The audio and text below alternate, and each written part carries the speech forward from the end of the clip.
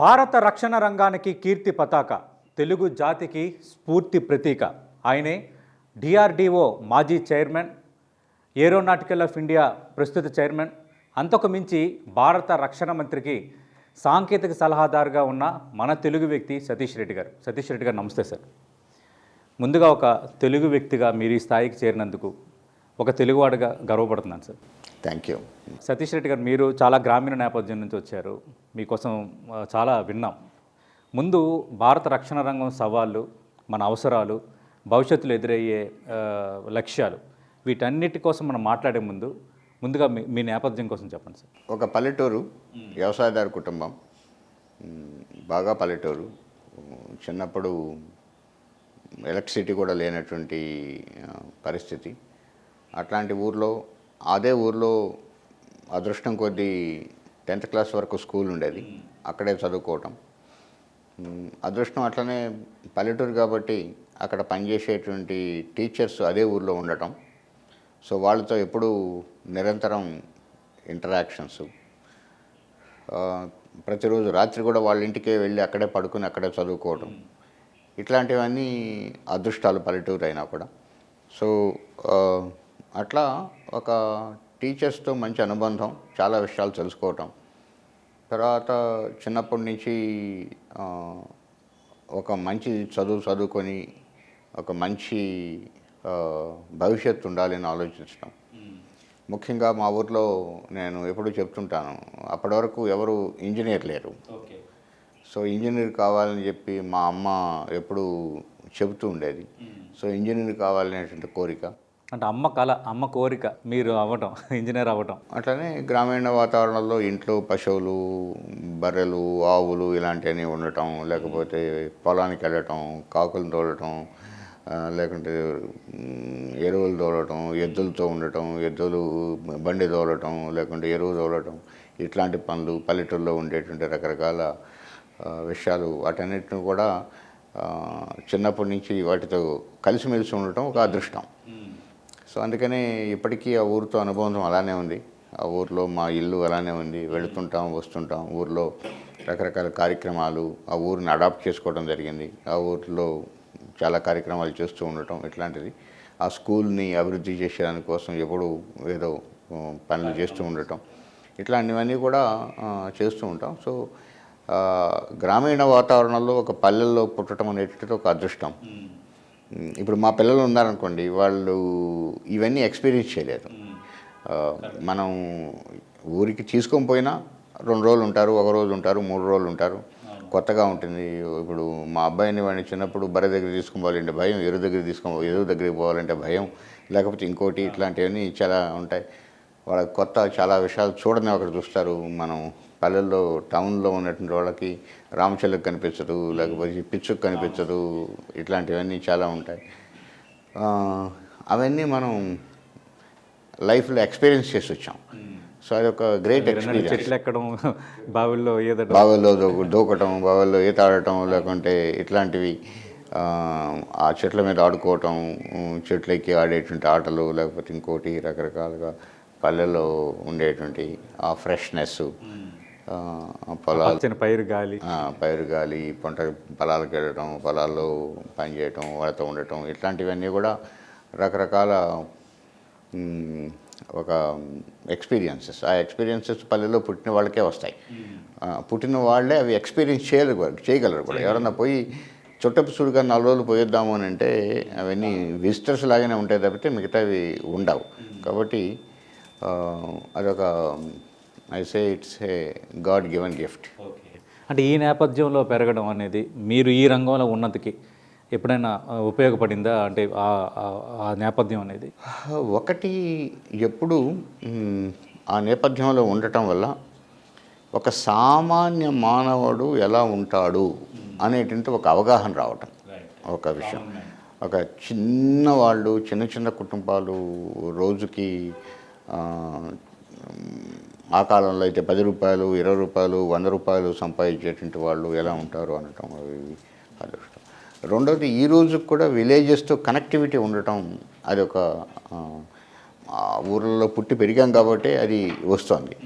ఇప్పటికీ మా ఊర్లో పోతే నేను మా ఊర్లో ఉన్న వాళ్ళని కొత్త జనరేషన్ పిల్లల్ని వదిలేస్తే ఎవరినైనా కూడా నేను పేరుతో పలకరించగలను. ప్రతి ఒక్కరిని పేరుతో పలకరిస్తాను. నేను పోతే అందరూ వస్తారు. ఆనందం వేరు, మీకు ఆనందం, వాళ్ళకి చాలా ఆనందం. సో నేను ఆ కనెక్టివిటీ మెయింటైన్ చేస్తూ వచ్చాను. ఊరికి వెళ్ళటం, రెగ్యులర్గా ఉండటం, ఏదో ఒక సర్వీస్ యాక్టివిటీస్ చేయటం, లేకపోతే ఇట్లాంటివి అన్ని కార్యక్రమాలు చేయటం అనేటువంటి అక్కడ ఉన్నాం కాబట్టి వచ్చింది. మిగతా విషయాల్లో నేను చెప్పినట్టు ఇప్పుడు కోవిడ్లో పనిచేసాం. సో పల్లెలకి ఏం కావాలి, టౌన్లకి ఏం కావాలి, పల్లెల్లో ఎలా ఉంటాయి అవసరాలు, ఇక్కడ ఎలా ఉంటాయి, సో వాళ్ళ అవసరాలు ఎలా ఉంటాయని తెలుసుకోగలగటం, ఇట్లాంటివి కూడా మనకి ఆ విషయ పరిజ్ఞానం, ముఖ్యంగా భారతదేశంలో గ్రామీణ వాతావరణంలో ఉండేటువంటి వాళ్ళు ప్రజలు ఎక్కువ, వ్యవసాయదారుల కుటుంబాల నుంచి వచ్చేటువంటి ప్రజలు ఎక్కువ, వ్యవసాయం ఆధారిత కుటుంబాలు. వాటి గురించి తెలుసుకొని ఉండటం ఒక భారత పౌరుడిగా మనకి ఒక బాధ్యత. అక్కడి నుంచి పుట్టి పెరిగాం కాబట్టి అవన్నీ తెలిసి ఉండటం అనేటువంటి ఒక అదృష్టం. అంటే మీదేంటి సార్, మీది వ్యవసాయ కుటుంబమా, బాగా అంటే సంపన్న కుటుంబం ఎట్లా? మాది అత్యంత మధ్యతరగతి కూడా కాదు, లోయర్ మధ్యతరగతి కుటుంబం అనేది చెప్పాలి. ఎందుకు అంటే నేను చిన్నప్పుడు ఉన్నప్పుడు మా ఇల్లు పూరిల్లు, అంటే మనం రెల్లిగడ్డతో చేసినటువంటి ఇల్లు, అలాంటి ఇల్లే ఉండేది. సో మామూలు వ్యవసాయాల కుటుంబం, అదేదో కొద్దిగా పొలం పెట్టుకొని చేసేటువంటిది, కష్టపడి ఇంట్లో తల్లిదండ్రులు కష్టపడి పనిచేయటం, ఉన్నటువంటి పొలాల్లో, అది పెద్ద డెల్టా ఏరియా కాదు. నార్మల్గా ఒక పంట పండుతుంది, 2 పంటలు పండవు. మెట్టలో ఒక పంట వేరుశనగ లాంటివి పండుతాయి, మాగాణిలో వచ్చి వరి మాత్రమే పండుతుంది. రెండో పంట అప్పుడప్పుడు కొంత వేసుకోగలిగాడం, పత్తి లాంటివి అలాంటివి వేసేటువంటి పరిస్థితి. ఇప్పుడు మీరు అదే నెల్లూరు జిల్లాలో మనం ఈ కోస్తాలో ఉండేటువంటి తీర ప్రాంతాల్లో ఉండేటువంటి గ్రామాలకు వెళితే వాళ్ళు 3 పంటలు పండిస్తారు. మా వైపు మెట్ట ప్రాంతం ఒక పంటే పండిస్తారు, రెండో పంట కూడా. దాని తర్వాత చాలా రోజులకి సోమశల ప్రాజెక్ట్ రావడం, దాని నుంచి కొంత వాటర్ సప్లై. సో రెండో పంట అది కూడా వరి కాదు, వేరేది ఇంకొక పంట, అంటే తక్కువ నీళ్లు కావాల్సి వచ్చేట, వరికి ఎక్కువ నీళ్లు కావాలి, తక్కువ నీళ్ళు అవసరం అయ్యే పంటను పెట్టుకోవటం అనేటువంటిది కొంత ఉపయోగపడింది. అని మీరు కూడా పొలం కట్టు వెళ్ళేవాళ్ళ? నేను రెగ్యులర్గా వెళ్ళేవాడిని, బాగా రెగ్యులర్గానే వెళ్ళేవాళ్ళం. అసలు ఇన్ఫ్యాక్ట్ అంటే పనులు జరిగే రోజుల్లో కంపల్సరీగా వెళ్ళాల్సి వచ్చేది. ఎందుకనంటే ఎంతమంది కూలీలు వచ్చారు వాళ్ళందరికీ మనం ఆ రోజు అన్నం పంపించాలి, అన్నం కానీ రాగి సంగట్లు కానీ. సో ఎంతమందికి వంట వండాలి అనేది అక్కడికి నేను పోయి మా నాన్న చెప్పేవాళ్ళు, ఈవేళ 82 మంది వచ్చారు, సో 82 మందికి ఇంట్లో చేసి మధ్యాహ్నానికి పంపించాలి.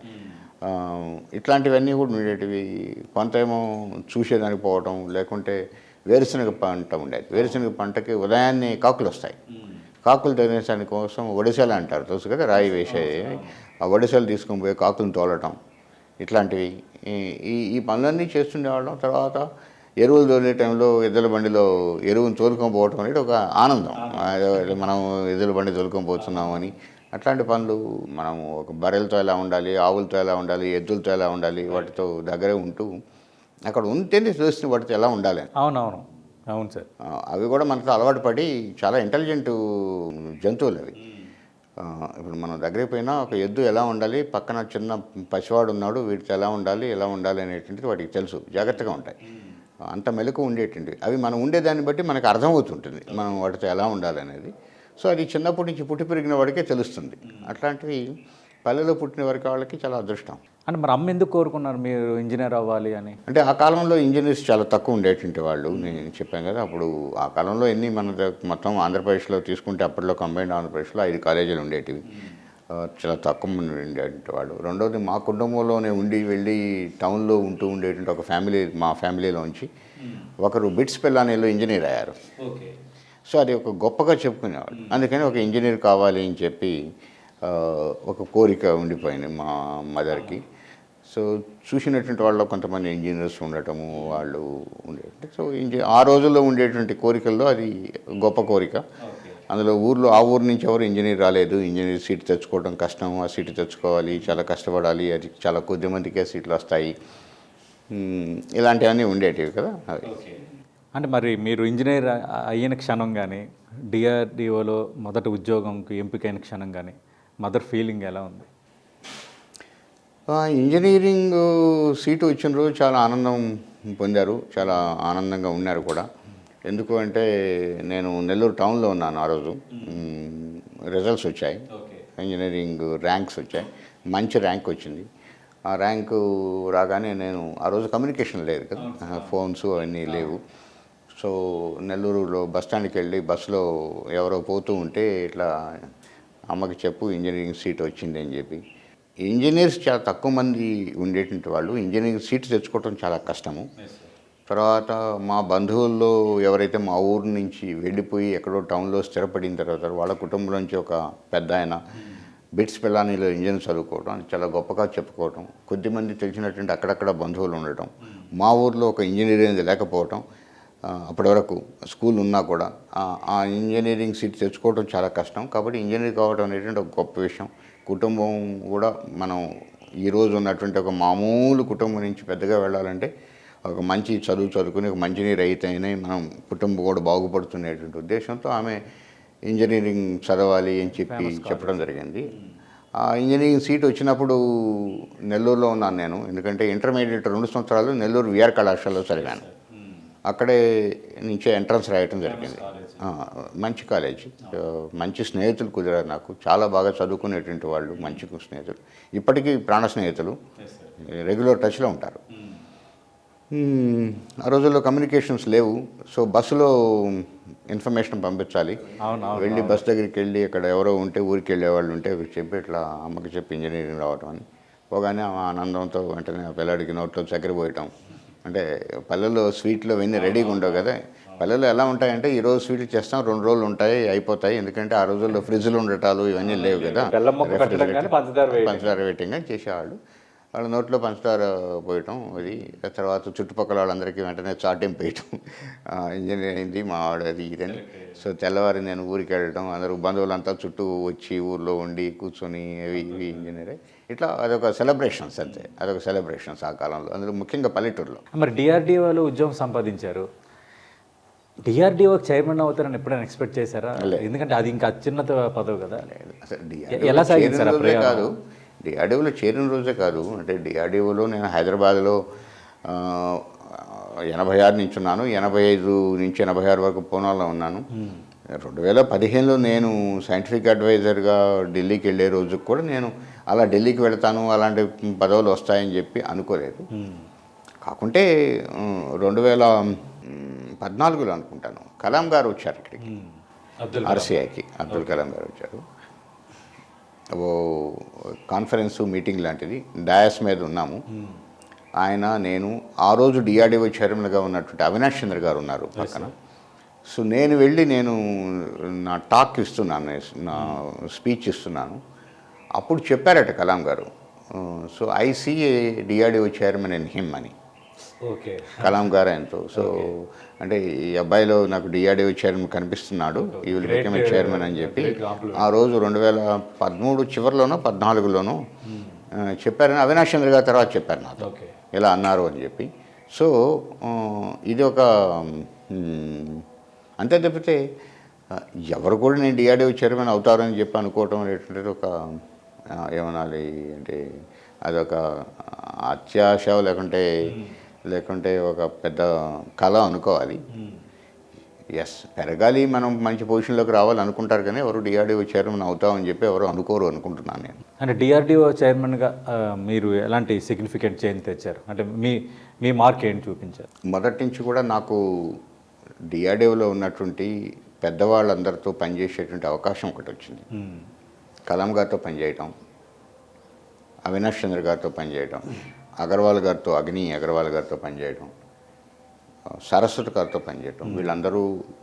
వీళ్ళలో ముఖ్యంగా అవినాష్ చంద్ర గారు, సరస్వతి గారు చైర్మన్లు అయ్యారు. నేను 2015లో ఢిల్లీకి వెళ్ళిన కొద్ది రోజులు కలాం గారు పిలవటం, ఆయన 10 రాజేజ మార్గంలో ఇంట్లో ఉండేవారు. అక్కడ పైన ఫస్ట్ ఫ్లోర్లో లైబ్రరీకి తీసుకొని పోయి దాదాపు 2 గంటల సేపు నాతో డిస్కస్ చేశారు. ఏంటి, ఎలా చేయాలి, ఎలా ఉండాలి, ఢిల్లీలో ఎలా ఉండాలి, ఏమేమి కొత్తవి చేస్తే బాగుంటుంది, ఎలాంటి కొత్తవి చేయాలి, ఎలాంటి ఆలోచనలు చేయాలి అని చెప్పి చాలా దీర్ఘంగా చెప్పడం జరిగింది. దాని తర్వాతే ఆయన 10 రోజులకి అనుకుంటాను పరంపదించారు. జస్ట్ 10 రోజులు మనం ఆయనతో 2 గంటల సేపు స్పెండ్ చేయడం అనేటువంటిది నాకు ఒక గొప్ప అనుభూతి. వీటన్నిటి వల్ల ఒక కల్పన ఉండేది. అందుకని ఫస్ట్ చాలా కష్టపడి పనిచేయటం, రెండవది ఆర్గనైజేషన్లో పాజిటివిటీ తీసుకురావటం. ప్రతివాడు నేను ఏదో చేసేయాలి, త్వరగా చేయాలి అనేటువంటి కల్పన క్రియేట్ చేయటం, కల్పన కాదు ఒక ఇన్స్పిరేషన్ క్రియేట్ చేయటం. దాంతో చాలా త్వరగా చాలా రకరకాల సిస్టమ్స్ చేయటం జరిగింది ఒకటి. సో ఆ పీరియడ్లో కొన్ని వందల ప్రాజెక్ట్స్ తీసుకొని వాటిని చాలా ఫాస్ట్గా మూవ్ చేయటం, అవన్నీ ఆ తర్వాత మనం నిజంగా దేశంలో చాలా రంగాల్లో ఆత్మనిర్భర అయ్యే దానికోసం ఉపయోగపడింది. అది మీరు గన్లు అనండి, ట్యాంకులు అనండి, మిసైల్స్ అనండి, టార్పిడోస్ అనండి, రేడార్స్ అనండి, లేకపోతే వెహికల్స్ అనండి, ఎయిర్ క్రాఫ్ట్స్ అనండి, ఇట్లాంటివన్నీ చాలా డైనమిక్గా మనం కొన్ని ప్రాజెక్ట్స్ ఆ కాలంలో DRDO తీసుకోవడం. ఇది ఒకటి. రెండవది ప్రధానమంత్రి గారు ఈ డిఫెన్స్ రంగంలో ప్రైవేట్ సంస్థలను తీసుకురావటం చాలా ముఖ్యమని చెప్పి అనటం జరిగింది. సో ప్రైవేటు రంగానికి ఓపెన్ చేసి ప్రైవేటు రంగాన్ని తీసుకురావటం జరిగింది. ఇది ప్రైవేట్ రంగం భాగస్వామ్యం కానీ లేకపోతే వాళ్ళు డిఫెన్స్కి పనిచేసేది ఇంకా దానికోసం రకరకాల స్కీమ్స్ వర్కౌట్ చేశాం. ఓకే.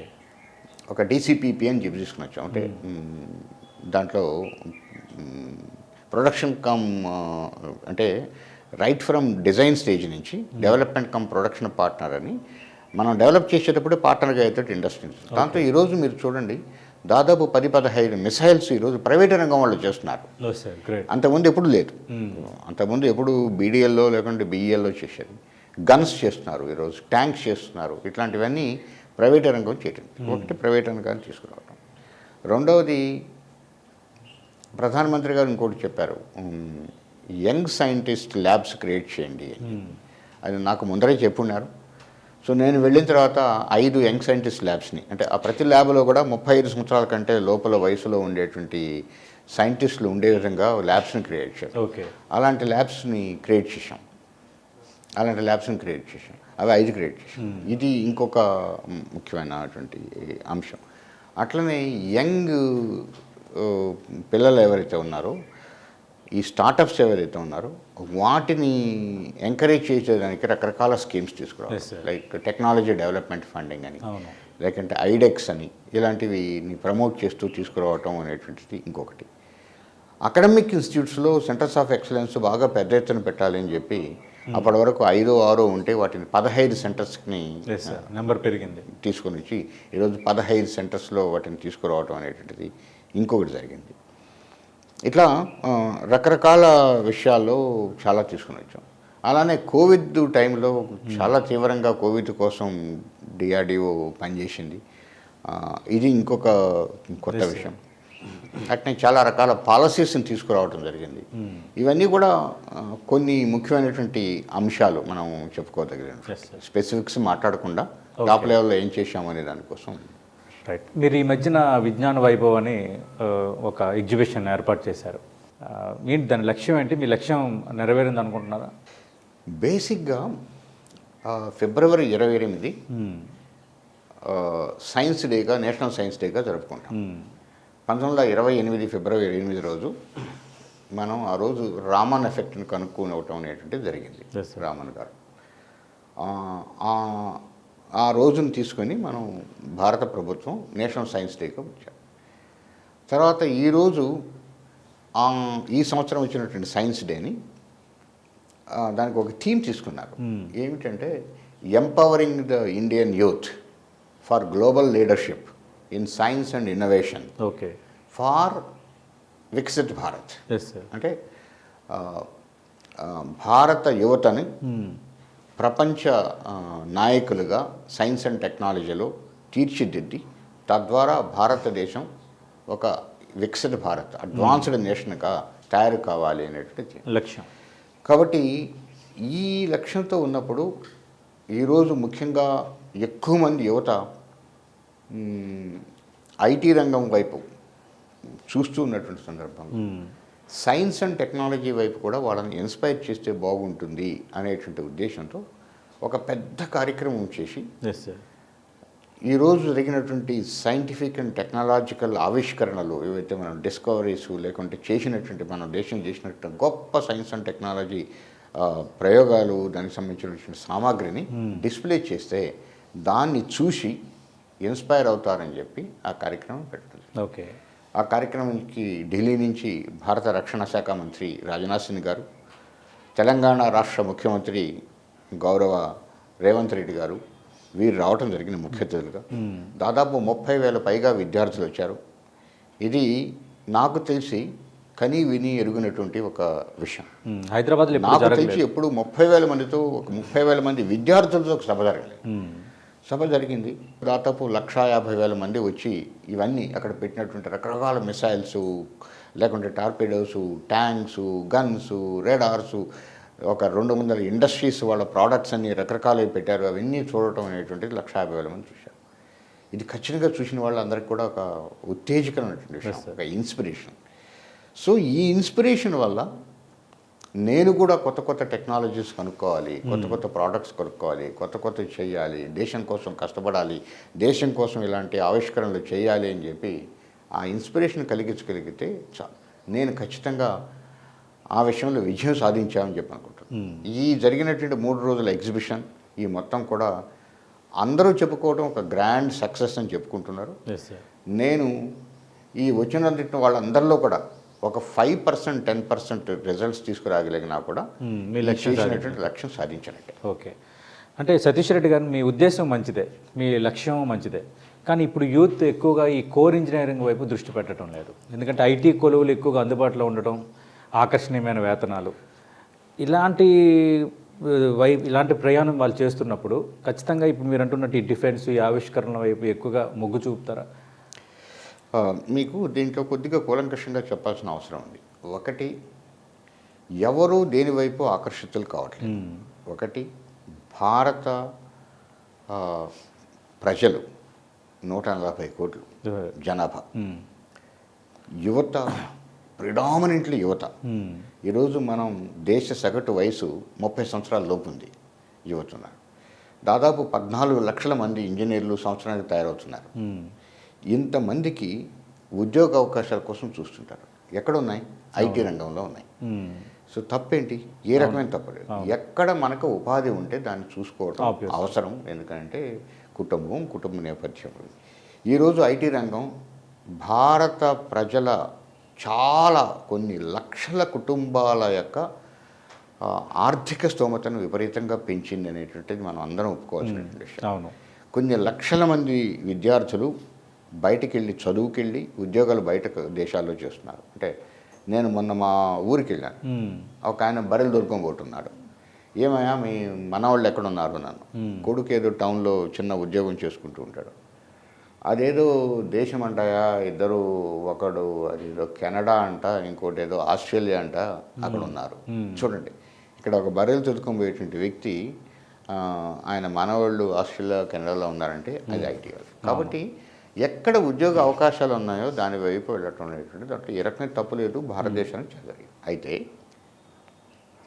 ఒక దేశం అభివృద్ధి చెందిన దేశంగా ముందరికి వెళ్ళాలంటే సైన్స్ అండ్ టెక్నాలజీ బ్యాక్గ్రౌండ్ లేకుండా అభివృద్ధి చెందిన దేశం కావటం చాలా కష్టం. మనం ఐటీ రంగంలో ఉద్యోగం సంపాదించవచ్చు, మనం సర్వీసెస్ చేస్తుండొచ్చు. కానీ మనం దేశం అభివృద్ధి చెందాలి, సుసంపన్నం కావాలంటే సైన్స్ అండ్ టెక్నాలజీలో ఒక దేశం ఖచ్చితంగా ఒక లోతైనటువంటి పరిశోధనలు, science and technology innovations, revolutions, products తీసుకురాగలిగినప్పుడే ఆ దేశం అభివృద్ధి చెందినటువంటి దేశం అవుతుంది, సుసంపన్నం అవుతుంది. ఇవి ఖచ్చితంగా ఈ విషయం అకాడమిక్ ఇన్స్టిట్యూట్స్ నుంచే మొదలు కావాలి. అది అధ్యాపకుల్లో, విద్యార్థుల్లో ఇద్దరిలో కూడా ఈ రకమైనటువంటి జిజ్ఞాస కలగాలి. ముఖ్యంగా అధ్యాపకులు కూడా ఎలా ఉంటుందంటే విద్యార్థులు ఇంట్రెస్ట్ చూపించినప్పుడే అధ్యాపకుల్లో కూడా ఇంట్రెస్ట్. అవును. కాబట్టి ఇది ఆ రకమైనటువంటి ప్రయోగం.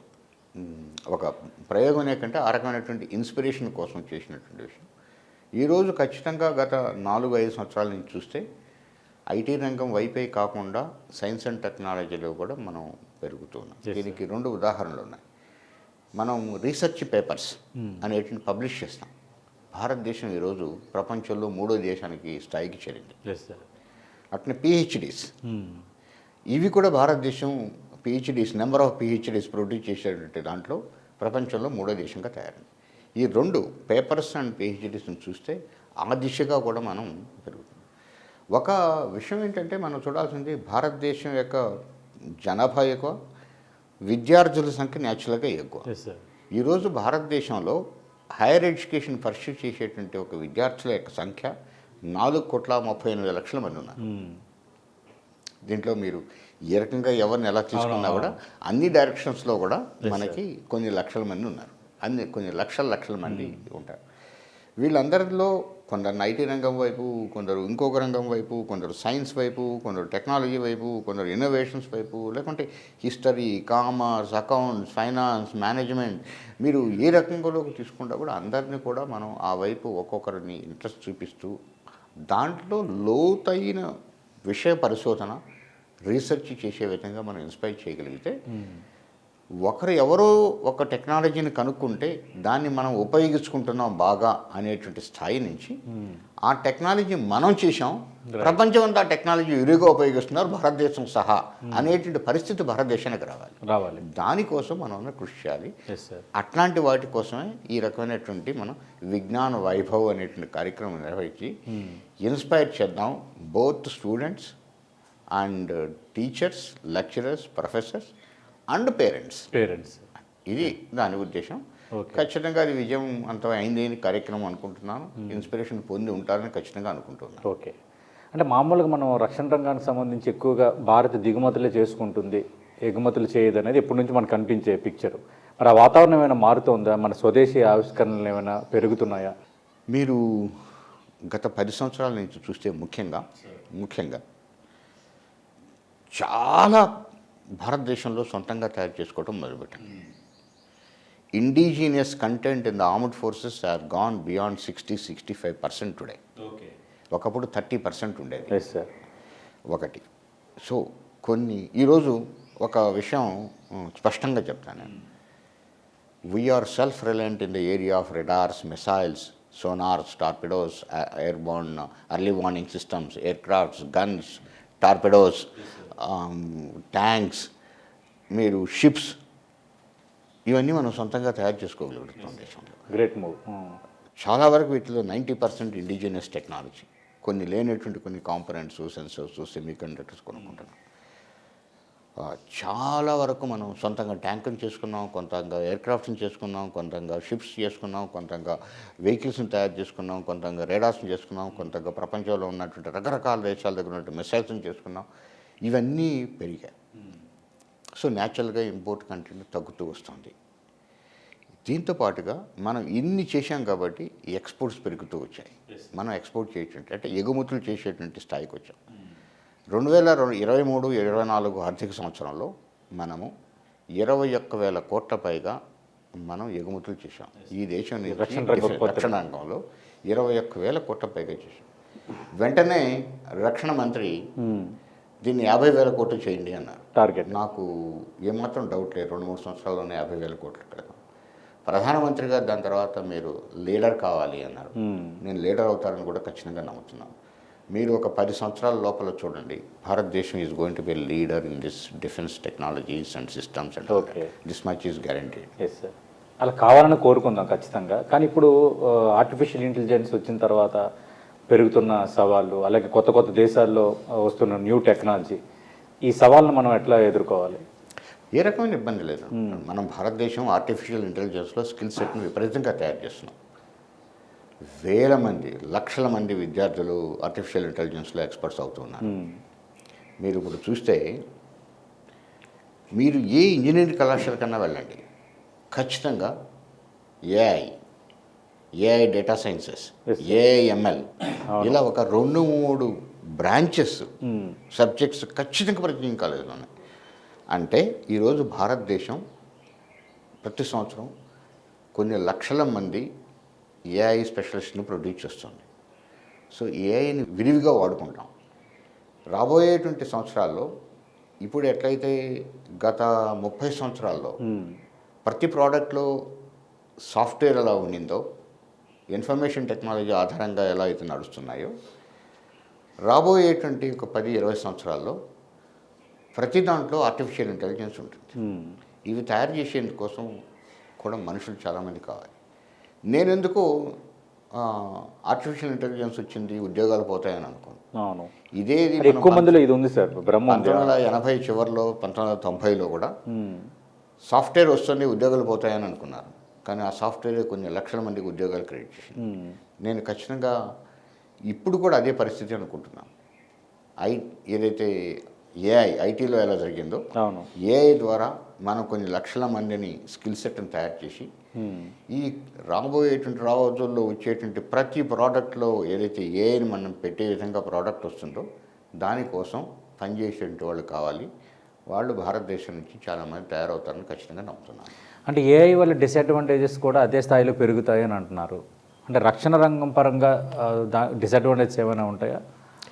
ఇప్పుడు ఏ టెక్నాలజీ శత్రువు చేతిలో ఒక ఆయుధంగా ఏమైనా ప్రతి టెక్నాలజీకి దాన్ని పాజిటివ్గా వాడచ్చు, నెగటివ్గా వాడచ్చు. మీకు ఎగ్జాంపుల్ చెప్తాను. న్యూక్లియర్ ఉంది, పవర్కి వాడుకోవచ్చు, విధ్వంసానికి వాడుకోవచ్చు. ఐటీ వచ్చింది, ఇన్ఫర్మేషన్ టెక్నాలజీ, సాఫ్ట్వేర్ వచ్చింది, పాజిటివ్గా వాడుకున్నాం. దాంతోపాటు సైబర్ ఎఫెక్ట్స్ విపరీతంగా సైబర్ క్రైమ్స్ వచ్చింది. అలానే ఆర్టిఫిషియల్ ఇంటెలిజెన్స్ వల్ల కూడా పాజిటివ్స్ ఉంటాయి, నెగటివ్స్ ఉంటాయి. వీటిని క్రమబద్ధీకరణ చేసి నెగటివ్స్ లేకుండా, నెగటివ్స్ రాకుండా ఉండే విధంగా ఉండేటువంటి రూల్స్, రెగ్యులేషన్స్, దానికి సంబంధించిన లాస్, ప్రాసెసెస్ ఇవన్నీ తీసుకురావటం అనేటువంటిది ప్రతి దేశానికి అవసరం. ప్రతి దేశం, ప్రపంచం మొత్తం కూడా దీని గురించి ఆలోచిస్తుంది. ఆ రకమైనటువంటి ఖచ్చితమైనటువంటి లాసు, దానికి సంబంధించిన రెగ్యులేషన్స్ ఖచ్చితంగా వస్తాయి. ప్రభుత్వం చాలా తీవ్రంగా ఆలోచిస్తుంది దాని గురించి. ఎవరో ఎక్కడో కొంతమంది వాటిని ఉపయోగించుకొని దొంగతనంగా ఇంకో విధంగా చేసేటువంటి నేరస్తులు ఉంటూనే ఉంటారు. ఆ నేరస్తులు పట్టుబడుతూ ఉంటారు. దాన్ని పట్టుకునేందుకు కావాల్సినటువంటి మళ్ళీ ఒక మెకానిజమ్స్ కూడా ఏర్పాటు చేయడం అనేది జరుగుతుంది. దాని నుంచి వరి అవుతూ టెక్నాలజీని మనం రానికుండా చేద్దాం అనుకోవటం తప్పు. ఓకే, అంటే ప్రస్తుతం భారత రక్షణ రంగానికి ఉన్న అవసరాలు ఏంటి సార్? భారత రక్షణ రంగానికి కావాల్సినటువంటి అవసరాలు ఏంటి అంటే, ఈరోజు మరింతగా విశ్వవిద్యాలయాల్లో, అకాడమిక్ ఇన్స్టిట్యూట్స్లో లోతైన పరిశోధన జరగాలి. ఇది నెంబర్ 1. రైట్. దానికి సంబంధించినటువంటి గొప్ప ఎక్స్పర్ట్స్ని విశ్వవిద్యాలయాల నుంచి తయారు చేయాలి. ఇదొకటి. రెండోది, ఒక్క డిఆర్డిఓ మాత్రమే మొత్తం రీసెర్చ్ అండ్ డెవలప్మెంట్ చేసే విధంగా కాకుండా ఇండస్ట్రీలో, ముఖ్యంగా ప్రైవేట్ ఇండస్ట్రీలో కూడా దీనికి సంబంధించిన R&D జరగాలి. ఇది ఇంకొక విషయం.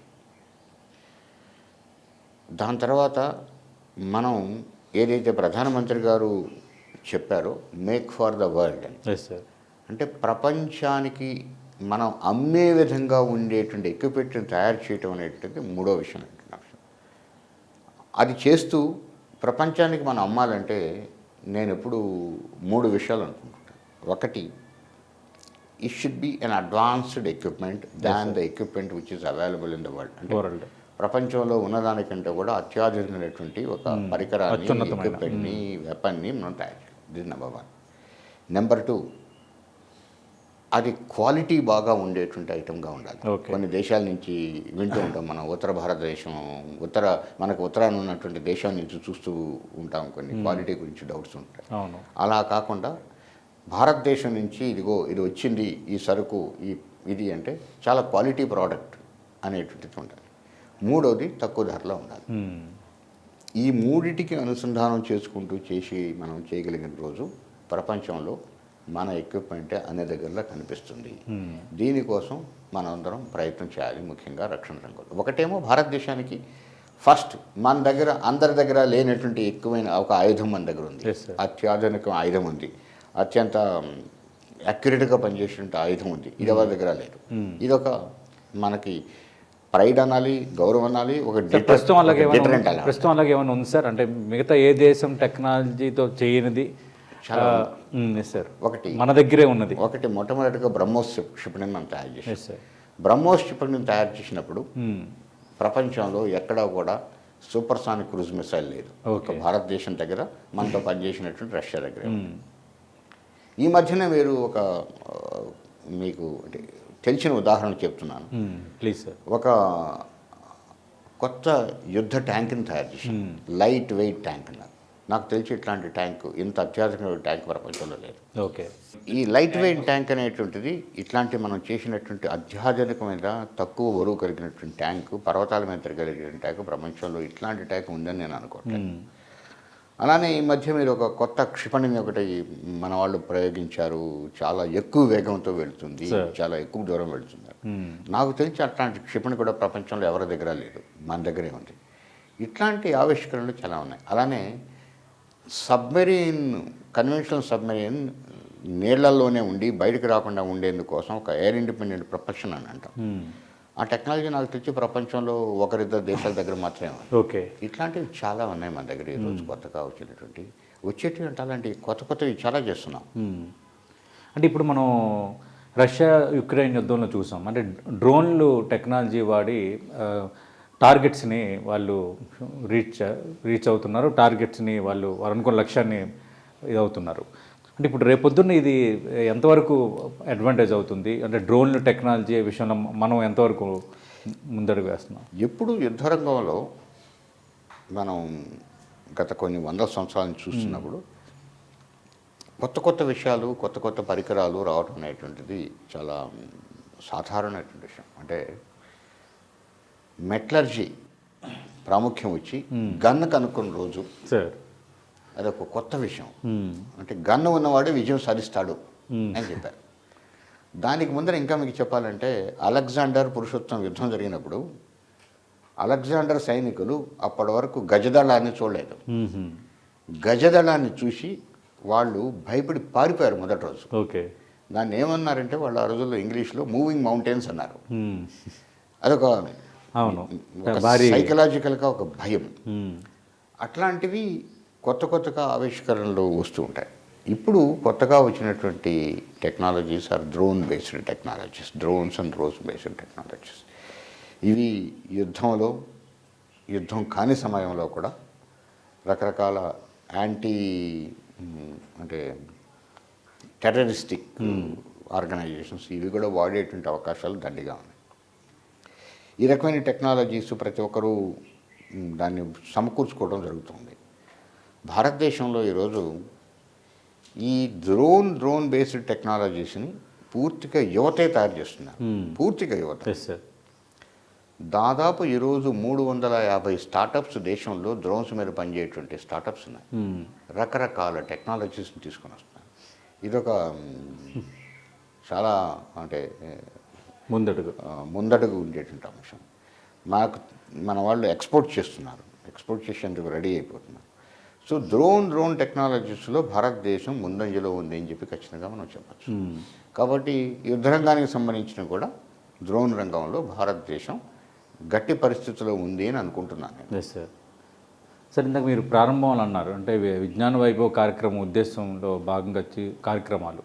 అంటే ఇప్పుడు చాలామందికి రకరకాల ఆలోచనలు వస్తున్నాయి. చాలామంది స్టార్టప్స్ మూవ్ చేయాలని అనుకుంటున్నారు. అంటే వాళ్ళకి ఒక గైడెన్స్, అలాగే మెయిన్ ఆర్థికపరమైన చేయూత ఈ అందించేవి కొంత ల్యాప్సెస్గా చెప్తున్నారు చాలామంది. దీనికి కొంచెం డీటెయిల్డ్గా సమాధానం చెప్తాను. ఒకటి, భారతదేశానికి ఏదైతే స్టార్టప్ వేవ్ ఒకటి వచ్చిందో ఇది భారతదేశ రూపురేఖలని, స్థితిగతుల్ని మార్చబోతోంది అని నేను ఖచ్చితంగా నమ్ముతున్నాను. ఒకటి, యువత మేము కొత్తది తయారు చేయగలము, కొత్త పరికరాలను చేస్తాము, కొత్త విషయాలను చేస్తాము అని ఒక ప్రగాఢమైన నమ్మకంతో ప్రపంచంలో ఎక్కడా లేనటువంటి ఒక కొత్త దాన్ని నేను కనుక్కుంటాననే దాంతో మొదలుపెడుతుంది. చాలామంది రంగంలోకి వస్తున్నారు. అంటే 2016లో 400 చిల్లర స్టార్టప్స్ ఉండేవి ఈ దేశంలో. ఈరోజు భారత ప్రభుత్వం అఫీషియల్ రికార్డ్స్ ప్రకారం 162,000 స్టార్టప్స్ ఉన్నాయి దేశంలో. ఇది ఒకటి. కొత్త విషయాలు కనుక్కుంటూ ముందుకు వెళుతున్నారు. వీళ్ళు కనుక్కునేటివి చాలామంది యువత కనుక్కునేటువంటి ప్రపంచంలో ఎక్కడా లేనివి కనుక్కుంటారు. వీళ్ళని సపోర్ట్ చేసేదాని కోసం రకరకాల సిస్టమ్స్ తీసుకురావడం జరిగింది. ఓకే. అన్ని విశ్వవిద్యాలయాల్లో, చాలా రాష్ట్ర ప్రభుత్వాల్లో ఇంక్యుబేషన్ సెంటర్స్ రావడం జరిగింది. ఇప్పుడు మనం ముఖ్యంగా తెలంగాణ రాష్ట్రంలో తీసుకుంటే టీ హబ్ అని టీ వర్క్స్ అని వచ్చాయి. ఇవన్నీ ఇదివరకు కాలంలో కంపెనీ పెట్టాలంటే ఆయన ఒక స్థలం కావాలి, ఒక ఫ్యాక్టరీ కావాలి, లేకుంటే ఒక ల్యాండ్ కావాలి, ఒక ఆఫీస్ కావాలి, ఇవన్నీ రెడీగా ఉన్నాయి. పోయి కూర్చోవటం, పని చేసుకోవటం. ఇది ఒక రకరకాల ఆర్థిక సహాయం అందించేటువంటి స్కీమ్స్ వచ్చాయి. ముఖ్యంగా రక్షణ రంగంలో చెప్పుకుంటే ఐడెక్స్ అని వచ్చాయి. దాదాపు 10 కోట్ల రూపాయలు పైగా వాళ్ళు ఇస్తారు. డిఆర్డీఓలో టెక్నాలజీ డెవలప్మెంట్ ఫండింగ్ అని వచ్చింది. దాదాపు 50 కోట్ల రూపాయలు ఫండింగ్ ఇస్తారు. ఒక యువతకి ఫ్రెష్గా వచ్చిన వాళ్ళకి 50 కోట్ల రూపాయలు ఇవ్వటం అనేటువంటి చిన్న విషయం కాక, ఇది కాకుండా ప్రభుత్వ రెగ్యులేషన్స్తో చాలా ప్రైవేట్ ఫండింగ్ ఏజెన్సీ వచ్చాయి. దాన్ని ఆల్టర్నేటివ్ ఇన్వెస్ట్మెంట్ ఫండింగ్ అంటారు, ఏఐఎఫ్ అని. దీని ద్వారా ఫండింగ్ జరుగుతున్నాయి. వీళ్ళు స్టార్టప్స్ కూడా ప్రపంచంలో ఏ దేశం నుంచైనా ఫండింగ్ తెచ్చుకోవచ్చు. చాలా మనం ఈరోజు అడ్వాన్స్ టెక్నాలజీస్ మీద పనిచేసేటువంటి డీప్ టెక్ స్టార్టప్స్కి ప్రపంచం నుంచి ఈరోజు ఫండింగ్ వస్తుంది. ఇది ఇంకొక ముఖ్యమైనటువంటి విషయం. ఇట్లా సో ఆ రకమైనటువంటి ఆర్థిక సహాయాన్ని అందించేటువంటి రకరకాల స్కీమ్స్ వచ్చాయి, వస్తూ ఉన్నాయి. అట్నే మెంటర్షిప్ అండ్ గైడెన్స్ కూడా ఇది క్రియేట్ చేసేటువంటి సిస్టమ్స్ కూడా తయారవుతున్నాయి. ఈరోజు మనం టీ హబ్స్లో చూస్తే కూడా మెంటర్షిప్ గైడెన్స్ కోసం రకరకాల స్కీమ్స్ని తీసుకుని వచ్చారు. నా వరకు నేనే ఒక 100-150 స్టార్టప్స్కి గైడెన్స్, మెంటర్షిప్ ఇస్తూ ఉంటాను. సో ఇది నడుస్తుంది. రకరకాల వ్యక్తులు, రకరకాల సంస్థలు మెంటర్షిప్స్ కూడా ఇవ్వడం జరుగుతుంది. ప్రభుత్వం ఎంకరేజ్ చేస్తుంది. వాళ్ళు తయారు చేసిన దాన్ని ఈరోజు ఎలా ప్రభుత్వ సంస్థలు, ముఖ్యంగా రక్షణ సంస్థలు, ఆర్మీ, నేవీ, ఎయిర్ ఫోర్స్ ఎలా కొనాలి అనే దానికి కూడా స్కీమ్స్ తీసుకురావడం జరిగింది. అంటే ఇప్పుడు డిఆర్డిఓ కానీ ఇప్పుడు ఇవన్నీ అంటే రక్షణ రంగం సంబంధించి రక్షణ రంగ సవాలు, రక్షణ రంగ అవసరాలకు తగ్గట్టుగా పనిచేయటం అనేది ఒకటి. రెండోది ఇప్పుడు సాధారణ పౌరుల అవసరాలు, తర్వాత అగ్రికల్చరు, అంటే వీటన్నిటికి సంబంధించి కూడా R&D ఏమైనా వర్క్స్ చేస్తుందా, కొత్తగా ఏమైనా తీసుకొస్తున్నారా? డిఆర్డిఓ అలా నేరుగా ఎప్పుడూ పనిచేయరు. అయితే డిఆర్డిఓ ఒక ఆవిష్కరణ చేస్తే దాన్ని ప్రజల అవసరాలు కూడా ఉపయోగపడేటువంటి ఒక టెక్నాలజీ ఉంటే దాన్ని ఒక ప్రజలకి సివిలియన్ టెక్నాలజీగా ఇవ్వడం. అంటే మీకు ఎగ్జాంపుల్ చెప్తాను. సైన్యం ఫ్రంట్ అండ్ ఏరియాస్లో లేకుంటే మంచు పర్వతాల్లో తిరిగేటప్పుడు వాళ్ళకి కావాల్సినటువంటి ఆహారానికి సంబంధించిన కొత్త రీసెర్చ్ చేయటం, న్యూట్రిషియస్ ఫుడ్, చిన్న ప్యాకెట్స్లో హై న్యూట్రిషియస్ వాల్యూ ఉండేటువంటి డ్రింక్స్ కానీ పదార్థాలు, ఇవి జనబాహుళ్యంలో రకరకాల కంపెనీలు, కొన్ని వందల కంపెనీలు ఆ టెక్నాలజీ తీసుకుని ఈరోజు ప్రజల్లో ready to make eat food అనేది ఏదైతే ఉందో డిఆర్డిఓ తీసుకుని వచ్చింది. అట్నే ఇప్పుడు మంచు పర్వతాల్లో లే లడాకుల్లో పౌల్ట్రీ ఉండేది కాదు, లేకుంటే కూరగాయలు ఉండేవి కాదు, పండ్లు ఉండేవి కాదు. ఇవన్నీ అక్కడ పండించడం ఎలా, ఆ నేలల్లో, ఆ ప్రాంతాల్లో, ఆ శీతల వాతావరణాల్లో దీని మీద టెక్నాలజీస్ డెవలప్ చేసి ఈరోజు మీకు ఒక విషయం చెప్పనా, సమ్మర్లో లే లడాక్ ఏరియాలో ఇదివరకు ఎప్పుడైతే 100% బయట నుంచి తెచ్చుకునేవాళ్ళు ఈరోజు సమ్మర్ టైంలో 100% అక్కడే పండించుకుంటున్నారు. శీతల కాలంలో కూడా దాదాపు 50-60% అక్కడనే సెల్ఫ్ సఫిషియెంట్గా ఉన్నారు. ఇది డిఆర్డిఓ ఇచ్చినటువంటి టెక్నాలజీ.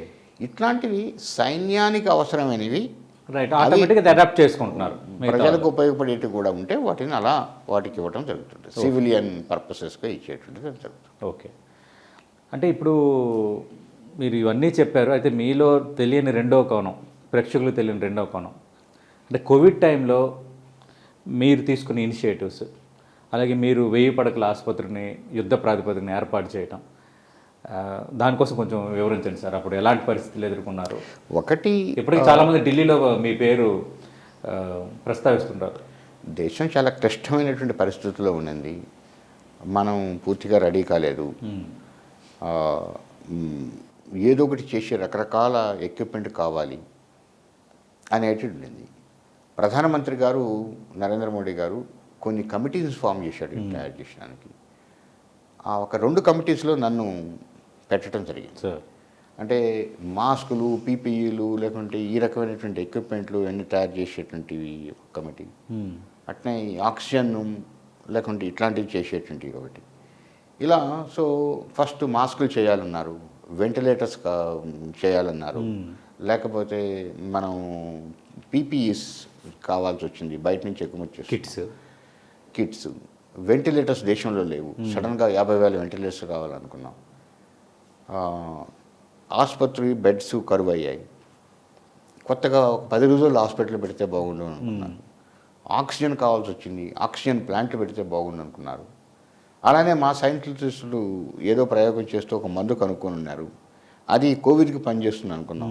దాని మీద ఎక్స్పెరిమెంట్స్ 1.5 సంవత్సరం పాటు చేసి మందులు తీసుకురావడం, ఇలా రకరకాల కార్యక్రమాలు చేసి డిఆర్డిఓ ఒక 75 ప్రోడక్ట్స్ని తీసుకొని వచ్చింది.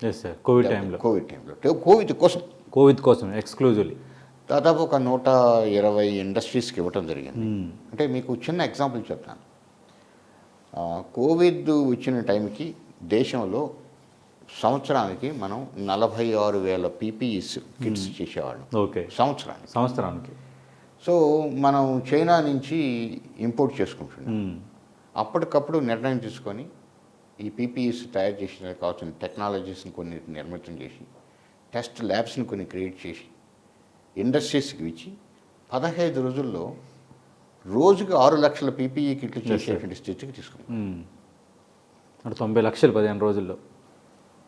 అంటే చూడండి ఎంత వచ్చింది. అలానే మాస్కులు కొన్ని వందల కంపెనీలు తయారు చేయడం మొదలుపెట్టాయి. శానిటైజర్స్ కొన్ని వందల కంపెనీలు తయారు చేయడం, ఇట్లాంటి రకరకాల ఎక్విప్మెంట్స్. ఒక 3.5 నెలల్లో ఒక వెంటిలేటర్స్ని డిజైన్ చేసి డెవలప్ చేసి 3.5 నెలల్లో 50,000 వెంటిలేటర్స్ని దేశానికి ఇవ్వగలిగాం.